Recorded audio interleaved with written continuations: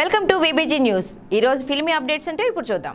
గత సంవత్సరం సుకుమార్ దర్శకత్వంలో రామ్ చరణ్ నటించిన రంగస్థలం బ్లాక్ బస్టర్ విజయాన్ని అందుకుంది. ఈ సినిమా ఫైనల్ గా 200 కోట్ల క్లబ్ లో చేరిన విషయం తెలిసిందే. ప్రస్తుతం రామ్ చరణ్ బోయపాటి కాంబినేషన్ లో వస్తున్న వినయ విధేయ రామపై మొదటి నుంచి ఎన్నో అంచనాలు పెరుగుతూ వస్తున్నాయి.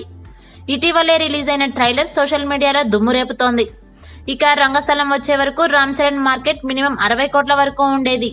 కానీ ఈ సినిమా సూపర్ హిట్ తో 125 కోట్ల షేర్ వసూలు చేయడం అనేది సంచలనంగా మారింది. దాంతో చరణ్ మార్కెట్ ఒక్కసారిగా రెండింతలైపోయింది. దాంతో ఇప్పుడు అదే ప్రభావం వినయ విధేయ రామ సినిమాపై పడింది. బోయపాటి శ్రీను తెరకెక్కిస్తున్న ఈ చిత్ర బిజినెస్ 90 కోట్లకు పైగా జరిగింది.